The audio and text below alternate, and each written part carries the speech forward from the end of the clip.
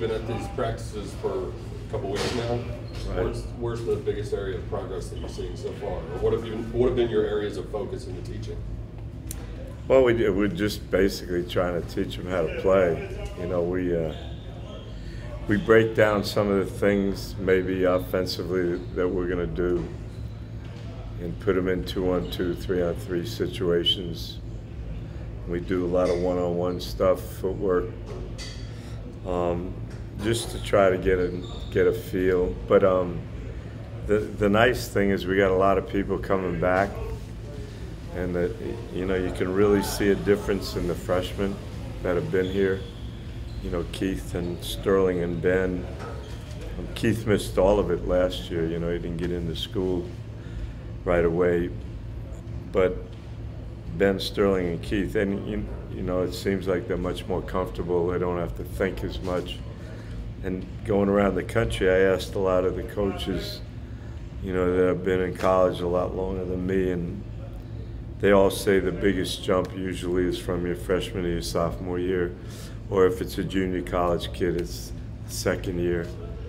So that's been good. And then we never get away from doing our shell stuff on defense, because at the end of the day, rebounding and defending has to be what you count on.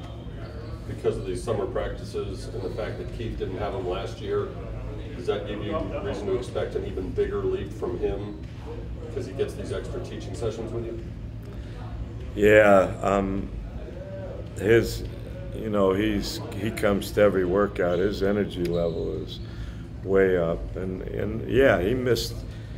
You know, it's like a baseball player missing spring training, or a football player missing, you know, those optional workouts they call them, or, you know, or in the NBA, a guy not, you know, a rookie not signing early and missing all the, you know, summer, preseason. It's amazing, but when you have a good attitude and you want to be great, and you want to get better, it really makes a difference. And those kids, I haven't found one guy that really is not approaching it the right way, but the opportunity for Keith is greater than anybody because he missed out on all this. A lot of times you hear coaches say that it takes a few years to fully implement a system. Are you adding new layers, new wrinkles to your systems, or are you simply perfecting what you've been teaching the first couple of years here? I don't know. You know, you always try to figure out what you did well and what you need to do better. But you know, I'm lucky. I have Tim and such a great staff. So you know, everybody's watches and gives ideas on how we can get better. And I think, you know, my job is to process that and then feel comfortable teaching it. But you know, as you move along in a program, the older guys teach the young guys how to do things.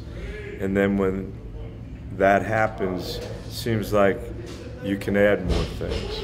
But we can't lose sight of the fact that we got to do what we do best really good.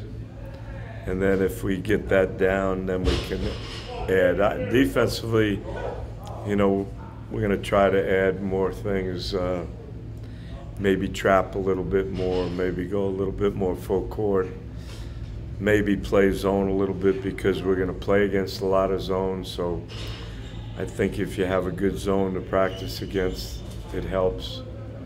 But again, for us, it's playing hard, defending, rebounding, and sharing the ball. That's really what we gotta emphasize, and it starts every morning at every practice. Speaking of the older guys, how's Sean adjusting to being a coach now instead of a player, and how is your relationship with him different, or the players' relationships different? I don't know.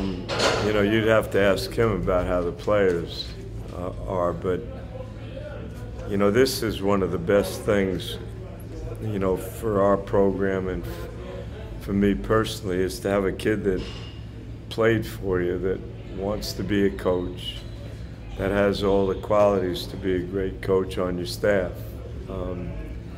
my relationship hadn't changed much at all. I've always admired and respected him, and I'm just thrilled he's with us, and he's jumped right in. You know, he's here early and stays late, wants to learn.